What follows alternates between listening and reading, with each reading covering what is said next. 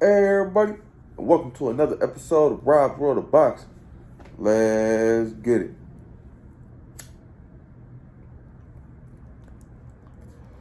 Alright, let's get into this fight video. Talk about the fights that happened over the weekend, get into the fights that's gonna happen this upcoming weekend, touch on a couple other little things. Without further ado, let's jump into it. Alright. There was only one fight card that happened last weekend. So, we'll talk about that. It transpired Saturday, March 4th. It was a Showtime card. Showtime is PBC. Well, in this case, it was PBC, Al Heyman, all those guys.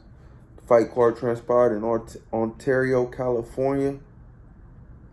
Came on at 6 p.m. Eastern Time. 6 p.m. Eastern Time. All right, the main event was Brandon Figueroa versus Mark Magsayo. Let's get into it. Let's get into the undercard. Before we even get into the undercard, let's talk about the first fight I seen. It was actually on the prelims. It was Terrell Gushu versus opponent. I didn't even get his first name, but the last name was Lynch. All right, it was a 10-round contest at junior middleweight. Junior middleweight is 154 pounds, if you didn't know. All right, Terrell Gushu was 22-3, 1 draw, 11 KOs, and Lynch was 12-1, 1 draw, 9 KOs. All right, Terrell Gushu is a former Olympian. All right, but he's coming off of a loss versus Tim Tszyu, which is nothing to be ashamed of, So let's see what he had against Lynch. Gushu dropped Lynch in the 9th round, then finished him off. Ref probably let it go a little longer than it should have. After the first knockdown, the ref could have stopped it, no lie, in my opinion. But he ended up letting Lynch get pounded on and dropped a couple more times in the fight before he stopped it. The third time he got dropped. But like I said, he could have dropped it the first time. But nonetheless, man, good job, Terrell Gushu, getting that win, getting back to your winning ways. It was a 9th round KO win for Terrell Gushu. Good job. All right, let's get to the next fight I want to talk about on the undercard. It was a 10-round contest at middleweight. Middleweight is 160 pounds, if you didn't know. It was between Amilcar Vidal Jr. and Elijah Garcia. Amilcar Vidal Jr. was 16-0, 12 KOs. Fun fact about him, well, not too fun, actually. He in 2014, he got hit by a truck. And the doctors actually told him he'll never be able to walk again. But as you see, he was walking. So you can't overcome shit. Whatever you put your mind to, whatever God has in store for you. Can't no doctor tell you what you can and can't do. But all right. He trained by Bob Santos. Bob Santos is an elite boxing trainer. He's training half of boxing right now. He's everywhere. All right. His opponent, Elijah Garcia. Elijah Garcia was 13-0, 11 KOs, 19, I repeat, 19 years of age, man. He was a decorated amateur. He's from Arizona. He's a southpaw. And he actually lives on a farm away from everything. So all he could do is focus and train boxing and focus on boxing. His dad actually was a show boxing alum. And Elijah Garcia has a wife and 2 kids at 19 years old. He says he will be champ one day, man. He will be champ. All right, let's get into it. Somebody gotta go. 2 undefeated fighters, man. Second round, Amilcar started landing that uppercut, man. It was a vicious uppercut. It actually bloodied Elijah Garcia's nose, man, and Amilcar was relentless with it, hammering away. All right, Elijah Garcia wasn't rattled, though, at all, man. Ended up KOing his opponent in the fourth round, man, it was a right hand hook that started it, that wobbled Vidal, and Garcia, he just finished the job. You know, he closed the show. Good job at a young age, being able to close the show like how he did too, man. Freaking, you know, that's a underrated skill to have, you know, closing the show. And he has that skill, which he showed. Man, in my opinion, he will be champ one day. Like I said, he's 19 years of age. He's skilled. He has a lot of heart, man, a whole lot of heart. And he's focused, man. So what more can you ask for from a 19-year-old? So, man, I got respect for Elijah Garcia. He did an interview after the fight. He was well-spoken, respectful young man. Yeah, I fuck with Elijah Garcia, man. And like I said, he's a hell of a fighter. But nonetheless, it was a fourth-round KO win for Elijah Garcia. Getting that win and on his way to becoming champion. Good job, Elijah Garcia. Yeah, Emil Caro had to go. All right, let's get to the next fight I want to talk about on the card. It was a 10-round contest of middleweight. Middleweight is 160 pounds. If you didn't know, it was actually at 162 though. Even though middleweight is 160, I don't know what the hell was the contracted weight. 162. So freaking, I would assume it was Jarrett Hurd. Weight problems. Him going up and down in weight. So he probably couldn't make 160, so he like 162. But you never know, because his opponent, Armando Resentis, he was actually coming down from 168. So it could have been him as well. So you never know. But that was what the deal was. Fight night. All right, like I said, gave it away. The fight was between Jarrett Hurd and Armando Resentis. Jarrett Hurd was 24-2, 16 KOs. 32 years of age. He was coming off a lengthy layoff. He's from Maryland, man. Actually, the layoff was 21 months, man. And, yeah, man, it was the longest layoff of his career. All right. His opponent, Armando Resentis. Armando Resentis was 13-1, 9 KOs, 34 years of age, from Mexico. And he's coming down from 168, like I said. Haven't heard much about Resendiz, but yeah, see if he can put his name on the map versus a reputable veteran, Jarrett Hurd. All right, Jarrett Hurd is looking like an old 32 early on in the fight. No lie, he was getting hit often, man, hard too. Third round, Hurd started using a jab. And he was using it pretty well, man, no lie. He has a nice one, too, so I don't know why he don't use it more. It's kind of awkward, but it's nice. But actually, as I was watching the fight a little more, I started seeing Jarrett Hurd's problem. He's out of shape, man, in my opinion. His conditioning is nearly awful, man. It isn't the same at all as it was, man. And, he used to be able to look the same as he did in the first round, as he, in the 12th round, as he did in the first round. But now, that's not the case, man. He will be able to put relentless pressure on you nonstop, come forward, throw punches, and even, with his lack of technique, his determination and his will and just his conditioning will get him over that hump. But now he doesn't have that conditioning and that will. So his lack of skill is all he's left with.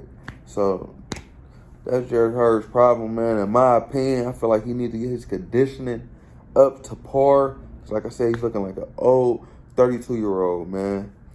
Yeah, man. I feel like he picks his spots down, but yeah, you can't do that. You can't do that at all. All right, 10th round TKO win for Armando Resentis. Jarrett Hurd's lip actually got cut pretty badly in the inside, and the doctor said he wasn't comfortable with letting Jarrett continued the fight, man. So the doctor stopped the fight, giving Armando Resentis the 10th round TKO win versus a washed Jarrett Hurd, man. I ain't gonna say washed, it's kind of disrespectful, but a shell of himself, Jarrett Hurd, man. So, yeah, man, I don't know where Jarrett Hurd goes from here.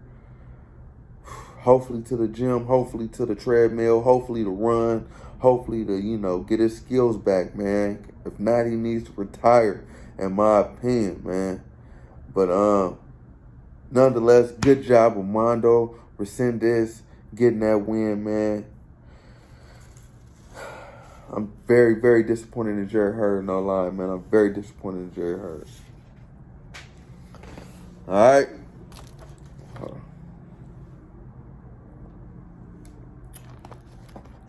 Let's get into the main event. It was a 12-round contest at featherweight. Featherweight is 126 pounds, if you didn't know. It was between Mark Magsayo and Brandon Figueroa.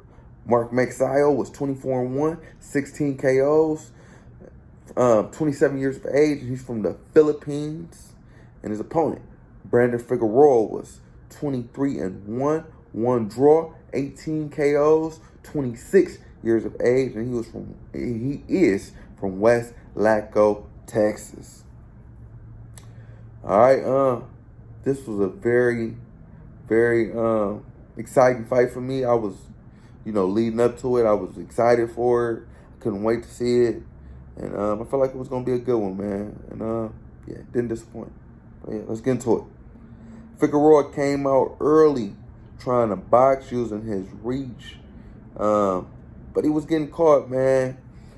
A lot of people say Figueroa needs to start boxing. I guess that got into his head, and it does get into his head, from time to time, because he does come out in fights and he tries to box and he tries to, do what people say he should do, with his reach and all that, but it doesn't last long, man. He has an aggressive style, man. He comes forward and he throws punches, and I feel like he's one of the best to ever do it, man. So just do what you do. Fuck it. All right, like I said, he was getting caught trying to box. All right, the action picked up around round 3. Brandon Figueroa got back to his normal self, like I said, man, and it was a slugfest. A fight broke out. It was back and forth, man. All action. I was thinking in my head, like, this fight is going to be hard to judge, for the judges, man. I wouldn't want to, it's going to be hard to score for the judges. Sorry about that. I wouldn't want to be the judges scoring this fight. That's what I was thinking in my head. All right, Mark Magsayo got hit with a low blow in the 8th round, and the ref told him it was his fault, man. I was like, what the hell? How somebody get hit with a low blow and you tell them it's their fault? He pulled them to the side like, hey, it's your fault. You was jumping in and getting low. And I'm like, what, man? Come on, cut it out. It seemed like it was some home, he wasn't even at home, but it seemed like they was, going for Brandon Figueroa. They was in his corner, man. I ain't gonna lie, the referee. All right, but yeah, I ain't never seen that. Ref told him it was his fault. Then the ref actually deducted a point from Mark Magsayo for holding, man. And I really don't know what you do in a situation like that with an opponent like Brandon Figueroa. All he does is come forward and throw punches relentlessly, and sometimes he is very awkward, man. So what do you do? Wrap up. I'm not finna just let him come forward and just keep throwing these punches. Wrap him up. But they saying don't hold. So it puts the fighter in like between a rock and a hard spot, man. Like, what do I do? I don't feel like the ref should have issued a warning at all. I don't feel like any fighter should be getting issued a warning fighting a fighter like Brandon Figueroa, who's very awkward. So, yeah, I don't agree with that. But nonetheless, the ref did take a point. All right. Magsayo started getting fatigued by the 7th round. In my opinion, he was getting hit more than I would like, man. But I was thinking, this is an amazing fight. You know, he wasn't, giving. He wasn't backing down. He was still doing what he had to do. He was still moving. He was still hitting. He was still, sticking and moving. That was my thought. This is an amazing fight. All right, Magsayo actually got deducted another point for holding in the 11th round, man. Yeah, like I said, I didn't agree with it, but it happened. He deducted him another point, in which I felt like was a close fight, and you can't deduct these fighters points, and a close fight like this. That's what I was feeling at the time. But yeah, man, both fighters were fatigued. Magsayo was more fatigued. Actually, Brandon Figueroa, he was looking well conditioned, man. Magsayo was looking very fatigued by the end of the fight, and he looked like he was just trying to make it through the last couple rounds, man, which he did barely. But I feel like he lost the last couple rounds convincingly, but I feel like the rest of the fight, could have been a close fight. That was my opinion of the fight. Like, it was a back and forth contest. Brandon Figueroa pressuring, but Magsayo throwing some nice, effective counter punches in there. That's what I saw. But the refs the judges did not see it the same way, man. One judge had to fight 117 to 109. Well, two judges had to fight 117 to 109. And the final judge had to fight 118 to 108. All for your winner by unanimous decision. Brandon Figueroa, man. Getting back to his winning ways, man. And, yeah, man. On track to fight Ray Vargas for his belt. They say Ray Vargas, what his fight was, for the whoever won the fight is going to be Ray Vargas mandatory, man. So Ray Vargas was in the crowd. Now he sees that he's fighting Brandon Figueroa, man. I feel like Ray Vargas don't want no smoke with Brandon Figueroa. He's a different kind of animal, man. I feel like he's gonna destroy most of the people at featherweight, and make his name there at the featherweight division, man. He says he feels better at the weight, stronger, and he still looks the same. So I feel like Brandon Figueroa, like I said, is going to make a mark at the featherweight division. Good job, Brandon Figueroa. All right, that was it for the boxing action that happened over the weekend. Last weekend, it was a smooth weekend of boxing, man. Pretty good weekend of boxing. It was an amazing main event, which I thought it would be, So, yeah, good job all the guys on the card, man. Like I said, you can't play boxing. So good job, guys. All right, let's talk about the upcoming fights that's going to happen this upcoming weekend. Yeah, we'll jump into it. First fight card I want to talk about is going to transpire March 11th, Saturday, March 11th in Paris, France. It's going to be on ESPN Plus. It's going to come on 2:45 p.m. Eastern Time. 2:45 Eastern Time. It's a 10-round contest, a heavyweight. Heavyweight is the big boys. It's going to be between Tony Yoka and Carlos Takam. Tony Yoka is 11-1, 9 KOs, 30 years of age. He's an orthodox style fighter. He stands at 6'7" with an 82-inch reach from Paris, France. So this is a hometown fight for Tony Yoka. His last fight was a loss versus Martin Bukoyo, who was 17-1 in a kind of an upset May of 2022. So he's looking to rebound this fight, against his opponent, Carlos Takam. Tony Yoka is a 2016 Olympian. He's a gold medalist at super heavyweight, in Rio. All right, his opponent, Carlos Takam. Carlos Takam is 39-7, 1 draw, 28 KOs, 42 years of age. Okay, so he up there. He's an orthodox style fighter, stands at 6'1.5", 80.5-inch reaches from Cameroon. He's been around. He's fought everyone at the weight, basically. Anthony Joshua, Joseph Parker, Alexander Povetkin, Derek Chisora, etc. Man, he's fought everybody. He's lost most of those fights, man, but he's been in there. But a savvy vet coming off back-to-back L's, looking to rebound as well, man. So somebody got to rebound, somebody got to win. So let's see who can get the win let's see who can get the win. Derek Shore, Carlos Tackle. All right, quick prediction. I feel Tony Yoka, man, he should get this win versus a long in the tooth Carlos Tackle. I know Tony Yoka disappointed his last fight versus Bacoyo, but I feel like he's not. Well, he shouldn't be that much of a disappointment to lose to a 42-year-old, man. Like I said, he's big for the weight. He has a nice jab.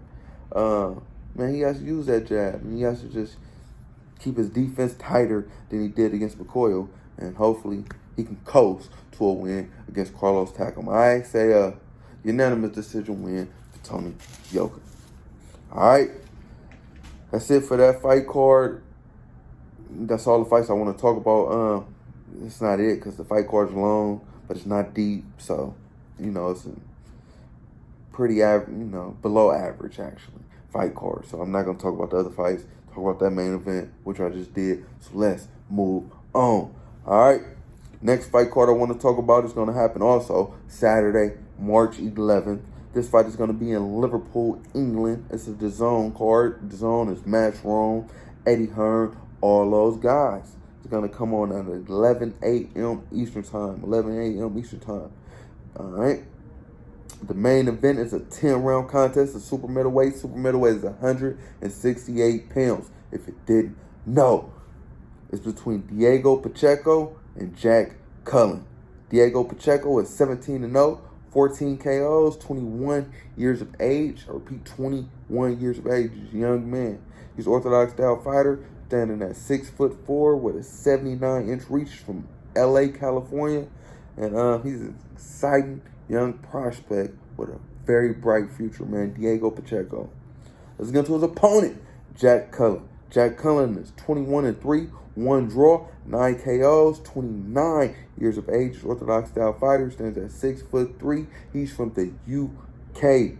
And honestly, never heard of Jack Cullen. So let's see what he has to offer versus Diego Pacheco, which I feel like he's not going to have what it takes to match up against Diego Pacheco's skills.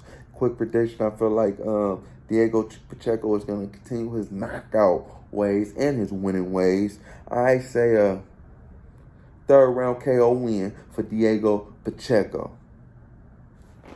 KO and Jack Cullen putting him to sleep in front of all those people. Hold on. All right. Let's get to the next fight card. It's going to transpire over the weekend. All right, this fight is also going to be on Saturday, March 11th in Sydney, Australia on Showtime. Showtime is PBC, Al Heyman, all those guys. It's for the WBO junior middleweight intern title. Whoever wins this fight supposedly gets a shot at Jermell Charlo. Let's see how that play out. It's going to come on at 7:45 p.m. Eastern Time. 7:45 p.m. Eastern Time. But actually, man, the fight time is kind of, all over the place. I'm not too sure about it. I'm pretty sure that's when I'm going to watch it. But you check it out and see when you're going to watch it because it is in Sydney, Australia. So, yeah. All right. The main event is a 12-round contest of junior middleweight. Junior middleweight is 154 pounds. If you didn't know, it's going to be between Tim Tszyu, Tony Harrison. Tim Tszyu is 21-0, 15 KOs, 28 years of age. He's orthodox style fighter. He stands at 5'8.5" with a 72-inch reach. He's from Sydney, Australia. So this is a hometown fight for him. He's coming off of a win versus Terrell Gushu, who was 22-2, who just got a win in the prelims, who I was talking about at the beginning of this video. He scored a unanimous decision win versus Terrell Gushu after getting off the canvas, man, in that fight. And, showing some heart and closer to a win. Honestly, I really feel Tim Tszyu resume is pretty weak, and Tony Harrison, like he said, he was skipping the line, getting a shot at Jermell Charlo, man. And I feel like this is good for Tim Tszyu. Now he has to, go through the fire, man, like everybody else, to get to the, undisputed champion, man. And that's what I'm excited to see if he has what it takes, to be the guy like Tony Harrison to get to Charlo, man. And let's see if he can do it, man. This is his first fight back home since November of 2021. Tim Tszyu. Let's go to his opponent, Tony Harrison. Tony Harrison is 29-3, 1 draw, 21 KOs. He's 32 years of age. Sorry about that. He's an orthodox style fighter. He stands at 6'1" with a 76.5-inch reach. So he has a height advantage and a reach advantage over Tim Tszyu, which he will use. That's going to be interesting seeing if Tim Tszyu can get in there on, a smart Tony Harrison, man, who knows how to fight with his reach. Tony Harrison, he's from Detroit, Michigan. He's former WBC world champion at 154 pounds. And he's a savvy vet, like I said. He's trying to get back to Jermell Charlo and get back to them, get back to that belt, man. And this time, get back to all four, man. Let's see if he can do it against Tim Tszyu. Which, quick prediction, I feel like he should be able to do, man. Like I said, he has the reach advantage versus Tim Tszyu. Tim Tszyu has a fairly weak resume. And Tony Harrison has been in there, man. He has fought the who's who, man. He has a very beautiful boxing game, man. He knows how to hit and not be hit. He knows how to, box. So like I said, I feel like he's gonna use that and he's gonna coast to a win against Tim Tszyu. So I say a unanimous decision win versus Tim Tszyu in a fairly wide margin. Tony Harrison getting a unanimous decision win. That's my opinion. All right, and other news, that's it for the fight card. It's going to happen over the weekend. It's a pretty exciting, pretty exciting action, action-packed weekend of boxing. 3 different cards, but all the undercards kind of cool. All the main events are, amazing. So check them out. All right, like I said, in other news, Teofimo Lopez versus Josh Taylor is supposedly made. I repeat, it's supposedly made for the for summer in New York City and Madison Square Garden, man. So hopefully that fight is what they say is hopefully it's made, and hopefully we'll see it because I'm looking forward to seeing that fight. I feel like that'd be an amazing fight. Both fighters are kind of like not coming off the best performances of their careers, but both fighters are amazing fighters. So, yeah, man, it should be an amazing fight.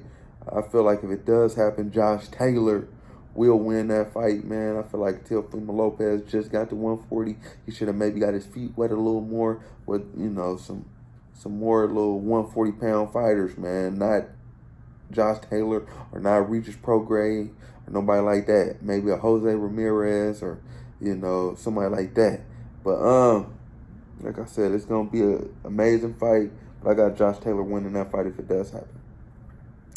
All right, also, other news, supposedly Manny Pacquiao is coming out of retirement to face Conor Benn, who's coming off of a suspension from getting busted for steroid use. And we know Pacquiao has been questioned about steroid use, so that should be an even playing field if that fight transpires, man. If it does transpire for like Pacquiao, without the test, it's gonna beat the hell out of Conor Benn, So yeah, man, maybe you should implement the test on that fight, Conor Benn.